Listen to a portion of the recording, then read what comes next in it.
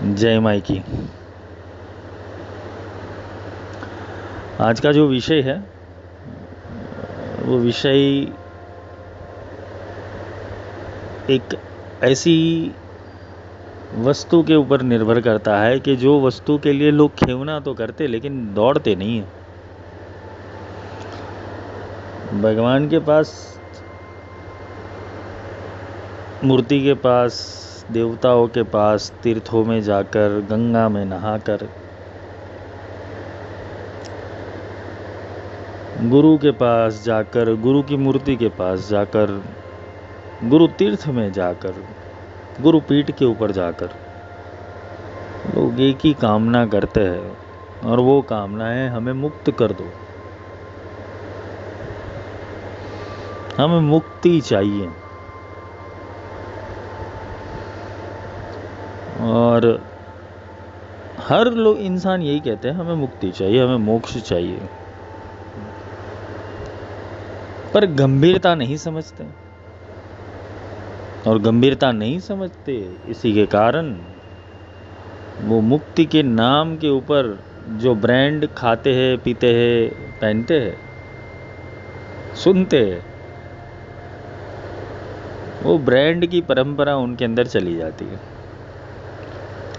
ये ध्यान से समझना, ये शब्द मैं ऐसे यूज नहीं कर रहा हूं, कोई कारण होगा।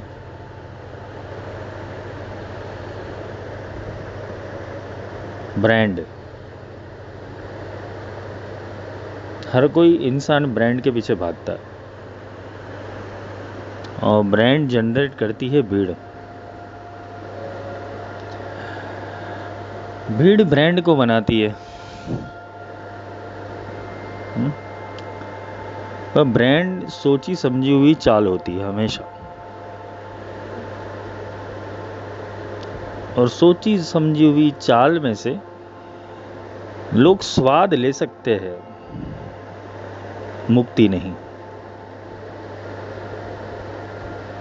ध्यान से इस विषय को समझना, क्योंकि ये जो विषय समझ रहा हूं ये शायद तुम्हारे जितने भी पैटर्न्स है वो तोड़ के रख देगी,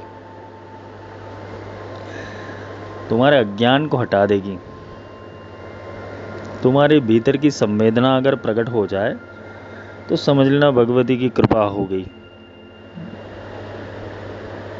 ये व्याख्यान को सुनने के बाद अगर तुम में हो जाए ये चीज कि मुक्ति तत्व क्या है, तो समझ लेना कि तुम कुछ पा गए हो इस जीवन के अंदर, मूल्य चीज। क्योंकि धारा जो बहती है शब्दों की, उस शब्दों की धारा के अंदर जब शब्द आते हैं तो किसी विशेष प्रयोजन के लिए आते हैं, और विशेष प्रयोजन यही होता है कि तुम्हारे अंदर वो शब्द फीड हो जाए, वो बीज इम्प्लांटेशन हो जाए और बीज प्रकट होना शुरू हो जाए। एक संघर्षमय घटना भी है, क्योंकि तुम्हारा मन जितने भी प्रोटेक्शन लेकर बैठा हुआ है उसका विरोध तो अवश्य करेगा, पर तुम्हारा आत्मा नहीं रुकेगा।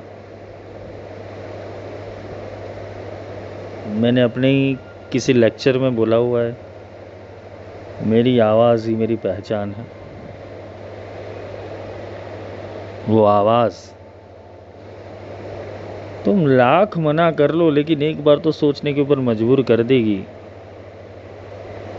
कि तुम किस सिस्टम के अंदर रुके हुए हो। यहाँ मैं जो विषय की बात करने चाहता हूँ, जो विषय के ऊपर प्रकाश डालना चाहता हूँ, वो विषय है विहंगम चाल की। और विहंगम चाल वो हंसों की होती, वो परमहंसों की होती, अवधूतों की होती, परब्रह्मों की होती। विहंगम चाल, विहंगम चाल का अर्थ ये होता है कि जब वो चलता है तो तुम्हें इस दुनिया का नहीं लगेगा, क्योंकि इस दुनिया तो सिस्टम से बनी हुई है। इस दुनिया में जितने भी सारे गुरु हैं वो प्रपंच कर रहे हैं, क्योंकि प्रपंच उनका नियम है, और प्रपंच नहीं करेंगे तो उनको अपने योग्य अनुसार भीड़ नहीं मिलेगी। धंधा भी तो बढ़ाना है, मांस इकट्ठा करना है। विहंगम चाल कोई नहीं लेने देगा, क्योंकि विहंगम चाल वीरों की होती है, नपुंसकों की नहीं। यहाँ नपुंसक का अर्थ ये नहीं होता है कोई जेंडर से रिलेटेड है। नपुंसक का अर्थ होता है कि जिसको अपनी पूर्व धारणाओं में बंधे रहना है, अपनी धारणाओं में, अपने संस्कारों में लिप्त रहना है, अपनी बनाई हुई पैटर्न्स में चलना है, अपनी परंपरागत जो आ रही है चीज़ों को फॉलो करना है। वो विहंगम चाल कभी नहीं ले पाएगा। विहंगम चाल वो विद्रोही की चाल है, सिस्टम के बाहर की।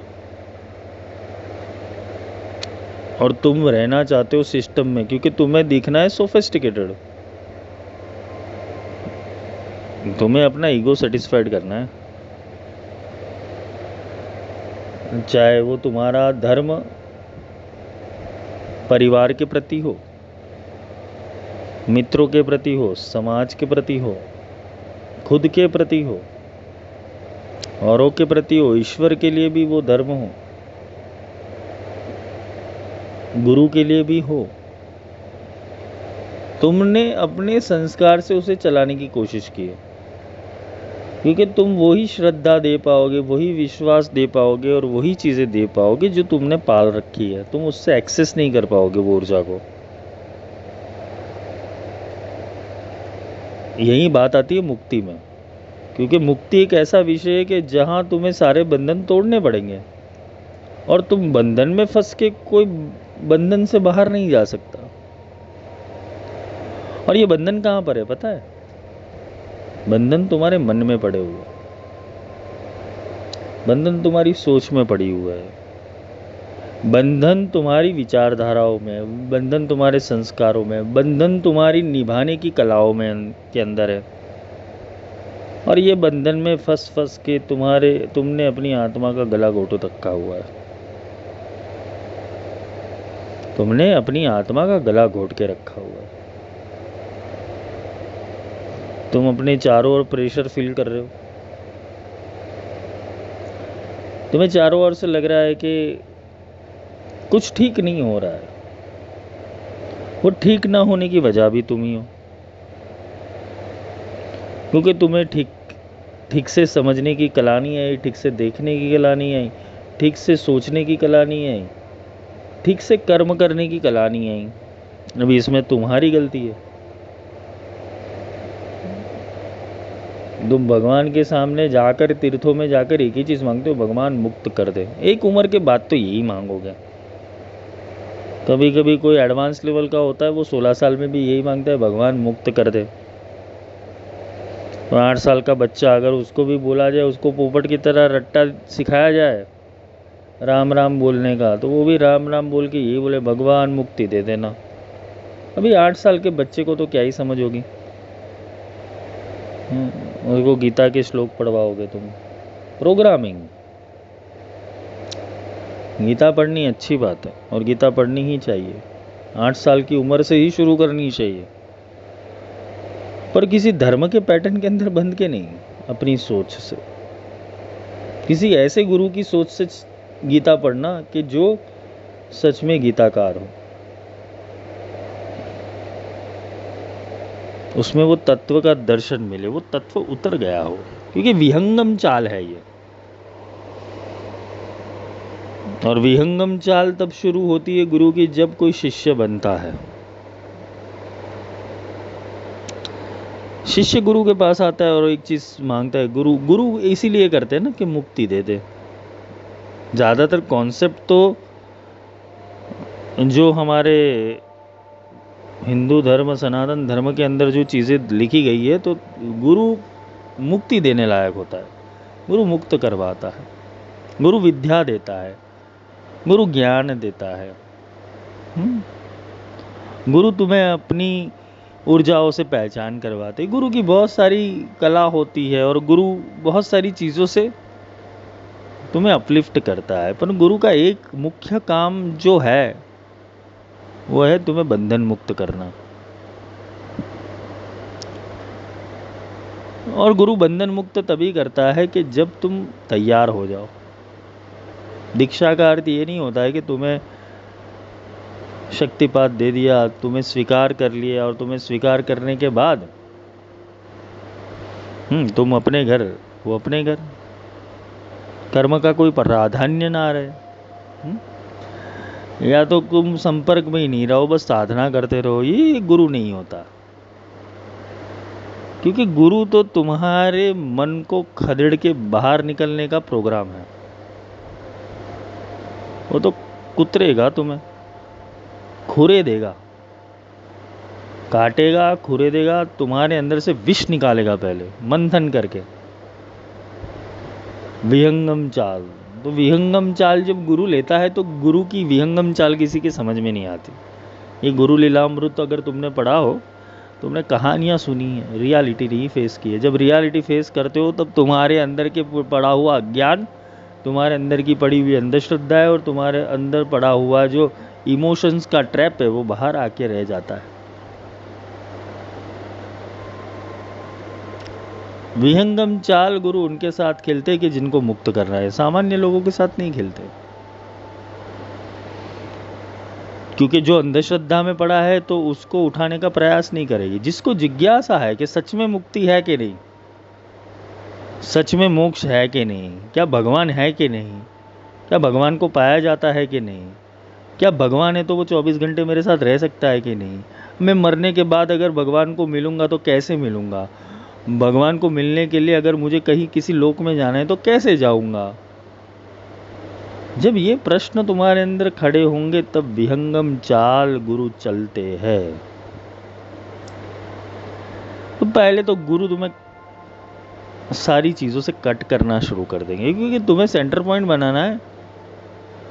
श्री चक्र के 9 आवरण है और उसका बिंदु, एक एक चक्र को काटना पड़ेगा बिंदु तक पहुंचने के लिए। पहले तो तुम्हें समाज से अलग करेगा, संसार से अलग करेगा, भावनाओं से अलग करेगा, बुद्धि से अलग करेगा, मन से अलग करेगा।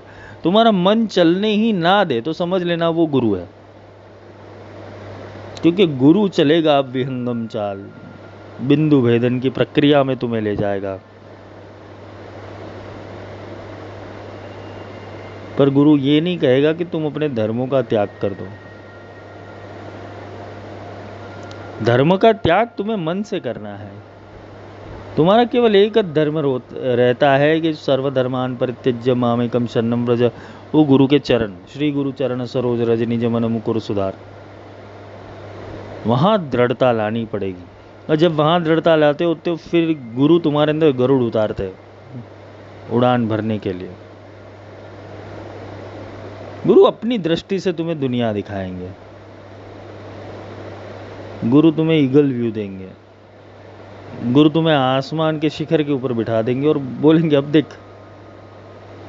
क्योंकि तुम अपने घर में बैठोगे तो 4 दीवारी दिखेंगी, थोड़े बाहर आओगे तो तुम्हें रोड दिखेगा, उससे बाहर आओगे तो शहर दिखेगा, उससे बाहर आओगे तो राज्य दिखेगा, उससे बाहर आओगे तो कोई देश दिखेगा, उससे बाहर आओगे तो पृथ्वी दिखेगी, और उससे बाहर आओगे तो ग्रह दिखेंगे, उससे बाहर आओगे तो मंदाकिनी दिखेगी, फिर आकाश गंगा दिखेगी, फिर बिलियंस और ट्रिलियन स्टार्स दिखेंगे, फिर पूरा ब्रह्मांड दिखेंगे, फिर एक ब्रह्मांड देखने के बाद अनंत ब्रह्मांड दिखाई देगी, और अनंत ब्रह्मांडों की अनंत दुनिया ही दिखाई देगी तुम्हें।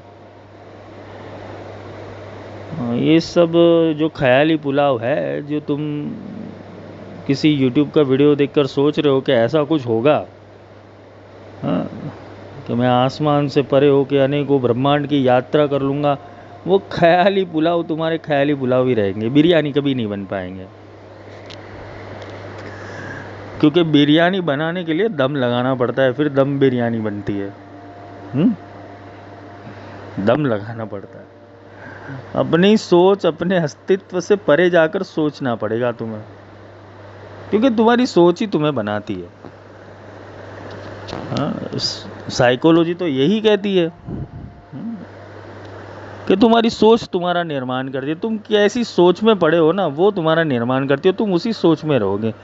सोच से ही शक्ति पैदा होती है। अगर तुमने सही सोच लगाई नहीं, सही शब्द बोले नहीं, सही भाव लगाए नहीं, सही जगह उठने बैठने का प्रयास ही नहीं किया, तुम्हारे जीवन में कुछ भी परिवर्तन नहीं हुआ। तुम उसी स्थिति में रहोगे। और प्रयत्न करने के लिए सिस्टम तुम्हें अगर रोक रही है, तो सिस्टम को तोड़ने की ताकत तुम्हारे अंदर होनी चाहिए। अनुशासन के लिए केवल एक ही चीज का होना चाहिए, दृढ़ इन चरण केरो भरोसो। वो गुरु के चरण के अंदर दृढ़ अनुराग होना चाहिए। सीखने के लिए तैयारी दिखानी पड़ती है। मैं गुरुजी आपकी भक्ति करता हूँ, आपकी पादुका रखा हुआ है, पादुका का मंत्र करता हूँ, पादुका का जप करता हूँ, उससे गुरु को फायदा क्या? तुम उसकी तस्वीर भी लगा लो, हार भी चढ़ा लो, वो गुरु को मिलने वाला है। उसके चेहरे के ऊपर बोलते हैं ना कि फोटो लगा के उसके ऊपर ध्यान लगाओगे। अरे पगलो, गुरु क्या ये होता है? बंधे को बंधा मिला, छूटे कौन उपाय। जो खुद बंधा हुआ है वो तुम्हें कैसे मुक्त करेगा? और अनेकों गुरु की अनेकों लीला है इस जगत के अंदर। गुरु तत्व बहुत बदनाम है। वो इसलिए बदनाम है कि हर कोई इंसान अपनी सिस्टम बनाने के लिए बैठा हुआ है, और जो सदगुरु होता है वो सारी सिस्टम को तोड़ने के लिए आता है। सदगुरु कोई सिस्टम नहीं बनाता। सदगुरु तो तुम्हारी सिस्टम तोड़ के रख देगा। तुम्हारे मार्ग, तुम्हारा संप्रदाय, तुम्हारी परंपराएं, तुम्हारी बरसों से चली आ रही अंधश्रद्धा, तुम्हारे देवता, तुम्हारा अज्ञान, तुम्हारे रीति रिवाज, तुम्हारे व्रत, तुम्हारे उपवास, तुम्हारा ढोंग, तुम्हारा धतिंग, तुम्हारे प्रपंच, तुम्हारे भगवान को देने वाली लालच है, उसको टॉर्चर करने वाली चीज है, वो सारी चीजें छीन लेगा।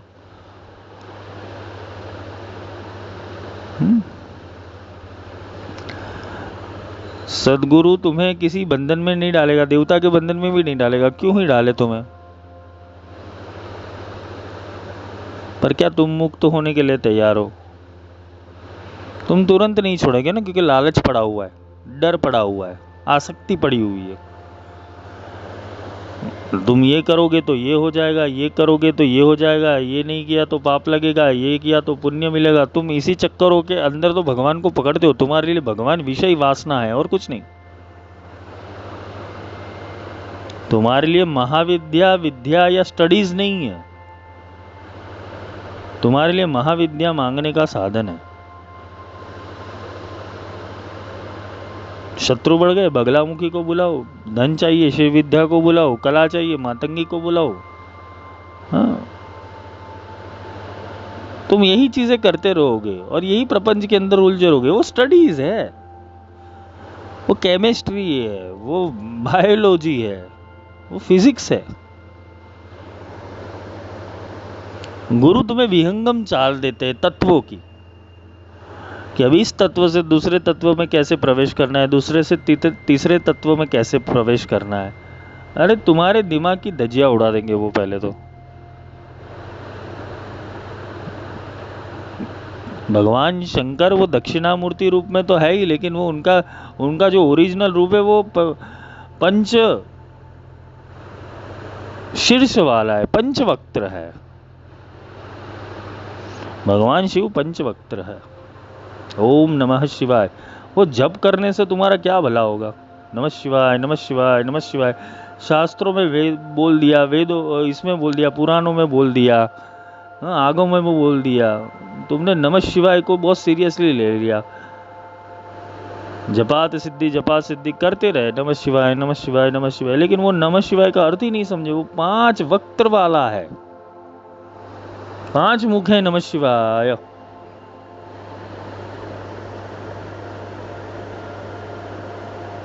वो गुरु की व्याख्या ही नहीं समझी। पंचवक्त्र होते हैं गुरु, निष्कल कलाएं होती है उनके अंदर।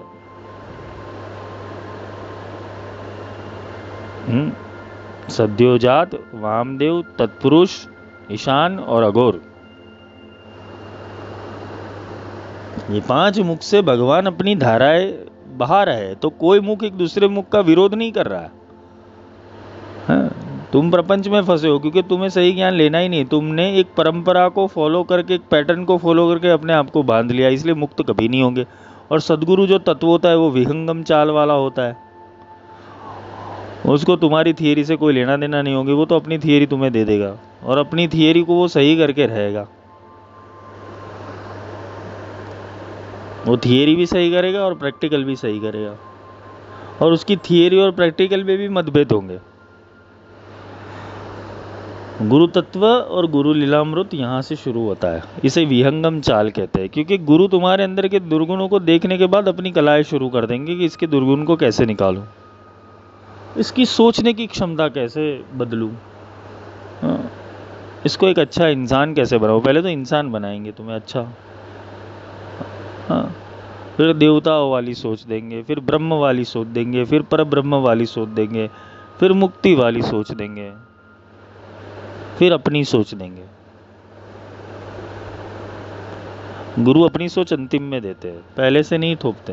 पहले तो बस तुम्हारा कचरा साफ करेंगे, गटर साफ करने का काम गुरु का होता है। वो विहंगम चाल तब चलते हैं जब तुम्हें समझ में ना आए कब करना क्या है। तुम्हें ऐसी मनोस्थिति में और ऐसी परिस्थिति के अंदर और ऐसी अवधारणा के और ऐसे कंफ्यूजन के अंदर गुरु छोड़ देंगे कि फिर वो देखेंगे अब तू क्या कर रहा है। तुम्हें जानबूझ के पहाड़ से धकेला जाएगा नीचे, तुम्हें समुद्र में छोड़ा जाएगा, तुम्हें जंगल के बीच में छोड़ देंगे गुरु।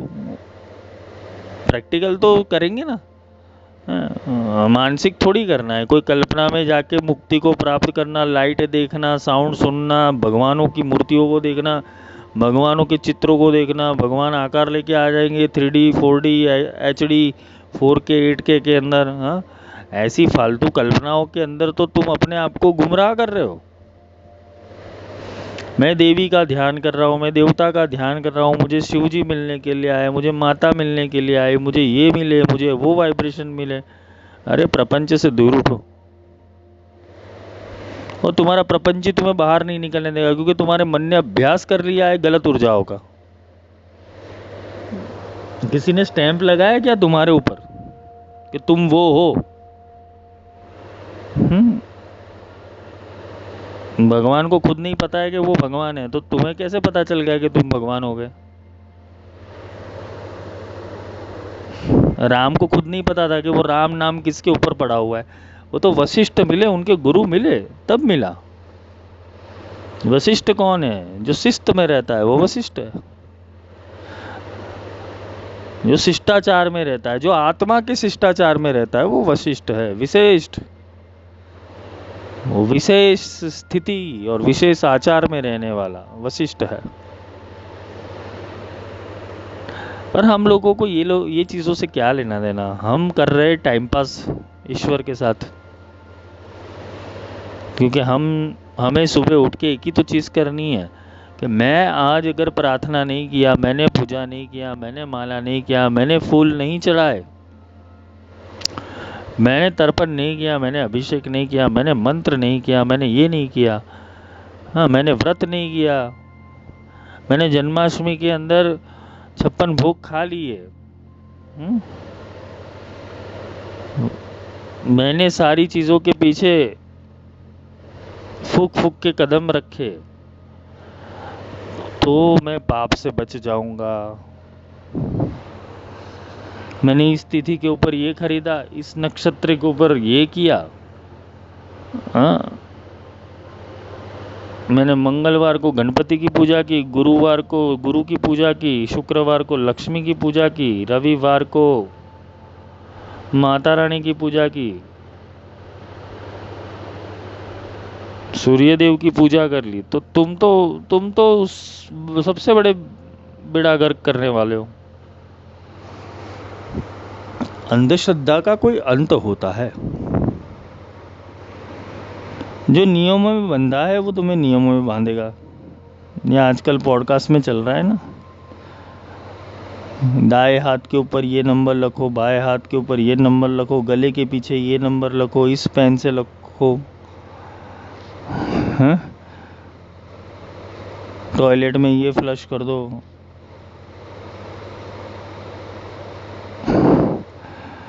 तुम्हारे मसालों से तुम्हारी किस्मत बदलेंगे ये लोग। अंधश्रद्धा की एक लिमिट होती है, और जिसको जैसी मेडिसिन सूट होती है ना, उसको फिर वैसी मेडिसिन देनी पड़ती है, प्रपंच वाली। साधना एक स्तर के ऊपर होती है, और साधना का स्तर वो गुरु निर्धारित करता है कि कौन से गेम के अंदर कौन से स्टेज के ऊपर खेलना है तुम्हें। तुमने वीडियो गेम तो खेला ही होगा बचपन में, हर किसी ने। और वीडियो गेम नहीं खेला होगा तो तुमने खेला होगा मोबाइल में। हाँ, खेलते जाओ खेलते जाओ खेलते जाओ, अगर तुम मर गए तो वापस जिंदा होगे, वापस वही चीज़ से शुरू होगी। 3 लाइफ मिलती है उसी चीज़ को वापस से शुरू करने के अंदर। हाँ, वो मारियो तुमने देखी होगी। वो मारियो तुम्हारी जन्म मृत्यु के ऊपर बनाई है। मारियो नहीं खेली तो खेल लेना, कॉन्ट्रा नहीं खेली तो खेल लेना, और समझ लेना कि वो कैरेक्टर तुम हो। तुम मारने जा रहे हो शत्रु को, सिचुएशंस को, और फिर तुम्हें शत्रु और सिचुएशन मार देते हैं। अब मारने के बाद अगर तुम्हें 3 लाइफ मिली, वापस तुम जिंदा हो जाओगे तो वापस शत्रु को मारोगे, वापस तुम मर जाओगे। पहली बार एक स्टेज के ऊपर मर गए तो दूसरी बार दूसरे स्टेज के ऊपर मर गए, फिर वापस जन्म लेके वापस तीसरे स्टेज के लिए तुम जन्म लोगे। तो ये प्रोग्रामर का प्रोग्राम है। जन्म मृत्यु वो प्रोग्रामर का प्रोग्राम है, और गुरु तुम्हें इस प्रोग्राम से बाहर निकालने के लिए आते कि अब उठ जा भाई,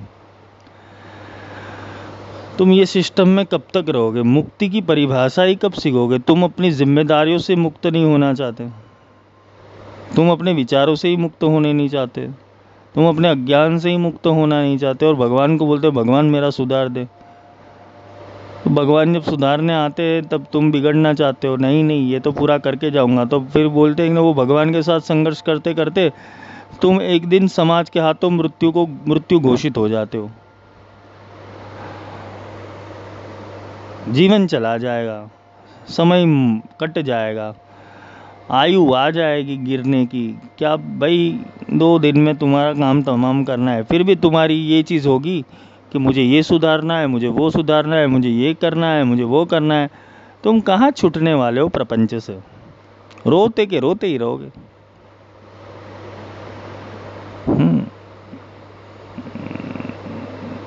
बंदे को बंदा मिला छूटे कौन उपाय।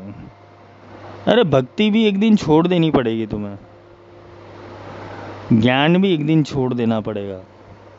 तुम्हारे साथ केवल आएगी तुम्हारी अनुभूति, जो गुरु तुम्हें करवाते। वो जीते जी तुम्हें मुक्ति की अनुभूति करवाते, बाकी तो सारा खेल मन का है। गुरु तुम्हें आनंद की ऊर्जा में ले जाते, क्योंकि गुरु का सत्संग तुम्हारे अंदर के कचरे को साफ करता है, फिर तुम्हारा आत्मा आनंद में आता है। क्योंकि इतना सारा बोझ लेकर घूम रहे हो, इतनी सारी अंधश्रद्धा लेकर घूम रहे हो, इतने सारे विचार और इमोशंस लेकर घूम रहे हो, कहीं तो हल्के होगे तुम। कोई गुरु तुम्हें महारथी मिल जाएंगे, वो तुम्हें ध्यान में ले जाएंगे और अपने पैटर्न्स तुम्हारे अंदर डाल देंगे। वो पैटर्न्स ला लेंगे गाइडेड मेडिटेशन का, कि अब तुम श्री यंत्र को ऐसे सोचो, शिव को ऐसे सोचो, श्री विद्या को ऐसे सोचो, बगलामुखी को ऐसे सोचो। बगलामुखी को पीले कलर में ही देखो, अरे उसको काला पहनना है तो पहने, उसकी मर्जी भाई, तुम कौन होते हो उसको पीला ही पहनाने वाले। त्रिपुर सुंदरी को लाल ही पहनाओ, अरे उसको पिंक पसंद है, तुम क्या कर लोगे। उसको कभी ऑरेंज पसंद आ गया, उसको कभी ब्लू पसंद आ गया, तो क्या नहीं पहन सकती। क्यों खामखा अपने दिमाग के ऊपर जोर लगा रहे हो। तुमने ही प्रपंच बनाया और वो प्रपंच के अंदर तुम ही फंस गए हो। तुमने ही मायाजाल बनाया, तुम ही भगवान हो। मैं तो बोलता हूँ तुम ही भगवान हो। तुमने ही क्रिएट किए दुनिया। मैं तो बोलता हूँ जो भी शिष्य मेरे पास है, तू ही भगवान है भाई, तूने ही क्रिएट किया, अब तू बाहर निकल। तूने ही अपनी मायाजाल चॉइस की, तूने ही अपनी मायाजाल को विस्तार किया, तूने ही अपने लोगों को चॉइस किया, तुमने ही अपने जीवन के अंदर संकल्प किया। अब तुम फंसे हो, तुम खुद निकलो। मैं तुम्हें ज्ञान दे सकता हूँ, मैं तुम्हें समझ दे सकता हूँ, चलना तो तुम्हें ही पड़ेगा। सीधी बात, नो बकवास। मेरे वहाँ प्लूटो ग्रह का ट्रांसमिशन आता है और तुम पड़े हो पृथ्वी लोक के अंदर, छोटे से कस्बे के अंदर, हाँ, छोटे से गांव के अंदर, छोटे से घर के अंदर। कोई छोटे से घर में पड़ा है, कोई छोटे से महल में पड़ा हुआ है, कोई बड़े से महल में पड़ा हुआ है, कोई बड़े राज्य में पड़ा है, बड़ी सिटी में पड़ा है। फंसे तो तुम अपने अपने अंदर ही हो, अपने मन के अंदर। चलो एक सत्य सनातन तो तुम भी जानते हो, उसको तो तुम नकार नहीं सकते, झूठ तो बोल ही नहीं सकते अपने आप से। मरोगे एक दिन, पैसा रुपया चला जाएगा। हाँ, जो आज तुम्हारी जिद है, आज तुम्हारा संशय है, आज जो तुम्हारी अवधारणा है, पूर्व धारणा है, मैं ये कर दूंगा, वो कर दूंगा, ऐसे चलूंगा, एक दिन वो भी समाप्त हो गई। दी एंड, लिख दिया, भूकंप आया, सारे लोग चले गए। दी एंड, खत्म, टाटा बाय बाय, हो गया तुम्हारा। फिर क्या करोगे? वो बंगला किधर जाएगा तुम्हारा? अच्छा, तुम्हारी छोटी सी झोपड़ी का भी गर्व तुम्हारा कहाँ जाएगा? तुम्हारी बड़े होने की ख्वाहिश का क्या होगा? तुम्हारे छोटे होने की ख्वाहिश का क्या होगा? तुम्हारे तीर्थ में जाने की ख्वाहिश का क्या होगा? तुम्हारे भगवान को मिलने का ख्वाहिश का क्या होगा? हर एक के सपने अलग अलग होते हैं ना। मल्टीपल कॉन्शियसनेस के अंदर जाओ, कलेक्टिव कॉन्शियसनेस के अंदर, तो हर एक की अलग अलग सोच होती है। हर एक इंसान दूसरे इंसान से अलग होता है, और वो इंसान चाहता है कि मेरे हिसाब से सारी दुनिया चले, मैं जैसा सोचूं वैसा दुनिया सोचे। उसी के कारण वो उस माया जाल के अंदर फंस गया है, और गुरु इनसे मुक्त करवाता है तुम्हें। गुरु सोचता है तू मेरी सोच ले ले, यहाँ से निकलना है अपने को, ये सारी झंझट में नहीं फंसना है। अरे गुरु जी क्या कहे, अभी बिजनेस सेटअप करने दो, कुछ करने दो। अरे हम तो कहते हैं कुछ करो, लेकिन आसक्ति मत रखो। बड़ा करो, छोटा करो ही मत। 10,000 कमाओ ही मत, 10 लाख कमाओ तो कुछ कर पाओगे दुनिया के लिए। पर वो कैपेसिटी बढ़ानी पड़ती है ना, वो ब्रेनस्टॉर्मिंग से होता है। मुक्ति और मुक्ति दोनों एक साथ में ही चलते हैं। तुमने अच्छे से भोग नहीं भोगा तो तुम्हारी मुक्ति कैसे संभव होगी? तुमने जीवन को आनंदित ही नहीं बनाया तो तुम्हारी मुक्ति संभव ही नहीं है। तुम ऐसे ही कुत्ते बिल्ली की मौत मरने वाले हो। तुमने अपने आप को टाइम टेबल बना दिया तो टाइम तो कभी भी आ जाएगा तुम्हारा। रविवार को ये करना है, सोमवार को ये करना है, मंगलवार को ये करना है, इस टाइम पे ये पूजा करनी है, इस टाइम पे ये हवन करना है, इस टाइम के ये देवी के वहाँ जाना है। तुम तो मरने वाले हो, और जब पृथ्वी लोग छोड़ोगे तब तो टाइम टेबल भी नहीं बचेगा तुम्हारा। अगर सोच लो गुरु ग्रह के ऊपर चले गए, 12 चंद्रमा 11 चंद्रमा, जितने चंद्रमा उनके नहीं, उस हिसाब से टाइम टेबल चलेगा तुम्हारा। शनि पे चले गए और स्लो हो जाओगे तुम। प्लूटो के चले गए तो दिखोगे ही नहीं कभी भी। एक सोच है, और इस सोच को धारण करोगे तो विहंगम चाल समझ में आएगी कि तुम्हारा निहित कर्म इन सब के अंदर नहीं पड़ा है भाई। अंधविश्वासों के अंदर तुम्हारा निहित कर्म नहीं पड़ा है। अंधविश्वास एक सिस्टम है, व्रत एक सिस्टम है, उपवास एक सिस्टम है, तीर्थ एक सिस्टम है, पूजा पाठ एक सिस्टम है, मंत्र जाप एक सिस्टम है, अनुष्ठान एक सिस्टम है, तंत्र साधना, मंत्र साधना, सब सिस्टम है। वो सिस्टम से तुम्हें बाहर निकलना है, पर वो सिस्टम से तभी बाहर निकल पाओगे जब सिस्टम को समझोगे। ऐसा भी नहीं कि बिना सिस्टम समझे तुम निकल जाओगे, क्योंकि वापस तो आना ही पड़ेगा। तुम्हारी आसक्ति और तुम्हारा मोह सिस्टम में वापस ले आ जाएगी। इसलिए तो साधना, भगवान कृष्ण ने गीता में कहा है ना कि हे अर्जुन, तुम्हारा योग अभ्यास, तुम्हारा अध्यात्म अभ्यास जहाँ से अधूरा रह गया है वो आगे जाके पूरा होगा, उसी समय से पूरा होगा। मतलब यहाँ की हो गई साधना तुम्हें आगे जाके पूर्ण करनी पड़ेगी। मतलब इस जन्म में ही कर लो, इस जन्म में क्या रोक रहा है? इस जन्म में तुम्हारा मन रोक रहा है, तुम्हारी अंधविश्वास तुम्हारा रोक रहा है, तुम्हारी गलत धारणाएं रोक रही, तुम्हारे प्रपंच, तुम्हारे अंदर पड़े हुए जो दुर्गुण हैं, पाप से पैदा हुए दुर्गुण। पाप तो क्या ही कहेंगे, पाप और पुण्य जैसा कुछ है नहीं, पर तुम्हारी जो गलत सोच है वही पाप है। तुमने सही दृष्टिकोण से दुनिया को देखा ही नहीं है, तुमने मुक्तता से जीवन जिया ही नहीं, खुली खुली सांस ली ही नहीं है। ये विचार तुम्हें खुली सांस लेने ही नहीं देते।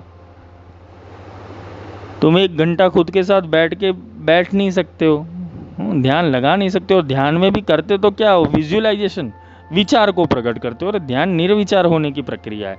काहे को विचार कर रहे हो? गाइडेड मेडिटेशन में विचार डाले जाते हैं बहुत सारे। गाइडेड मेडिटेशन होना चाहिए खाली होने का, तो तुम्हारे अंदर विचार डाले जाते हैं। एक पर्वत देखो, एक नदी देखो, तुम उसके पास गए हो, अरे पर तू खुद जाके देख लेना नदी और पर्वत, काहे को मेडिटेशन कर रहा है? वो तो अवेलेबल है।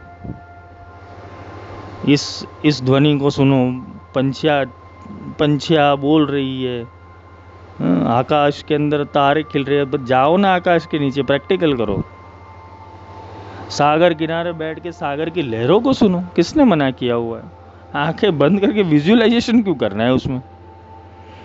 श्री विद्या में भी ऐसा होता है कि श्री चक्र का मेडिटेशन करने में गाइडेड मेडिटेशन करते लोग। हाँ, विहंगम चाल वाला गुरु मिल गया तो वो बोलेगा अरे ये क्या कर रहा है प्रपंच, चल शक्ति चलाना सिखाता हूँ तेरे को, चक्र वाकई में कैसे चलते हैं वो सिखाता हूँ। सर्व सम्मोहन कैसे चलेगा, सर्व संक्षोभन कैसे चलेगा, सर्वशाप परिपूर्ण चक्र कैसे चलेगा, योगिनियाँ कैसे चलेगी, मंडल कैसे चलेंगे, देवता कैसे, चल मैं सिखाता हूँ प्रैक्टिकल। वो प्रैक्टिकल करने के लिए पहले याद तो रखना पड़ेगा, स्मृति शक्ति तो चाहिए तुम्हारे अंदर कि क्या है शक्ति। आंखें बंद करके बस ध्यान करना, ये तो प्रपंच है। खुली आंखों से चीज़ें हो तो बढ़िया है। भगवान खुली आंखों से मिलता है, बंद आंखों से किसी को नहीं मिला। ध्यान समाधि और भाव समाधि एक अलग बात है। वो भाव समाधि लग जाती है कि तुमने किसी देवता को भाव में जाके पुकारा, वो भाव में जाके तुम्हें मिला। यानी माँ में एक लड्डू खाओ, माँ बोले 100 लड्डू खा बेटा, कोई भी दिक्कत नहीं है। ये मन का ख्याल है, एक ख्याली पुलाव है। मानस पूजा एक ख्याली पुलाव है। अरे भगवान के लिए बनाना है तो सच में रत्न का सिंहासन बनाओ, कोई दिक्कत नहीं।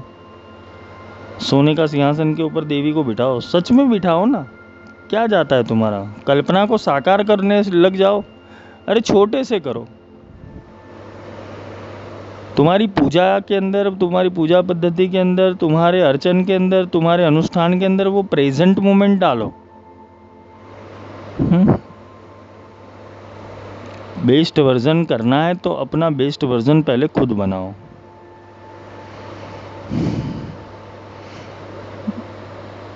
विहंगम चाल का अर्थ होता है कि अब मैं दुनिया की चाल से नहीं चलूंगा, मैं सिस्टम की चाल से नहीं चलूंगा, मैं ज्ञान लेकर सत्य की चाल से चलूंगा, उसे विहंगम चाल कहते हैं।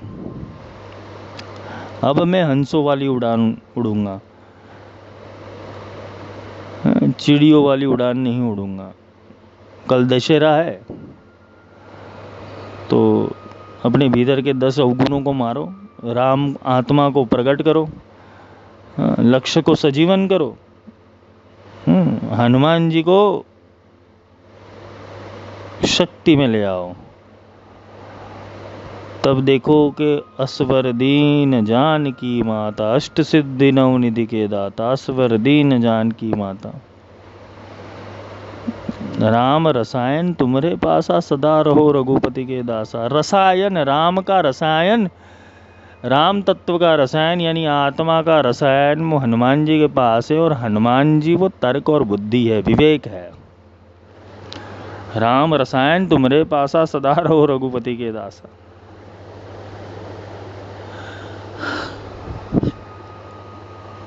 चीजें बड़ी बड़ी है, समझना बहुत कुछ है। पहले अंधविश्वासों को छोड़ो, फिर सत्य की ओर दौड़ लगाओ, फिर मजा आएगी। और अगर तुम्हें विहंगम चाल वाला गुरु मिल जाए तो चल हंसा उस देश जहां तेरे पिया बसे। हंस वाली उड़ान उड़ो और सत्य में परमात्मा को पाओ। सिस्टम को तोड़ना सीखो, क्योंकि सिस्टम एक दिन तुम्हें जला देगी। राम नाम सत्य है, मुर्दा भी बड़ा मस्त है, ये बोलेंगे लोग। ठीक है, आज के लिए इतना ही। जय माई की।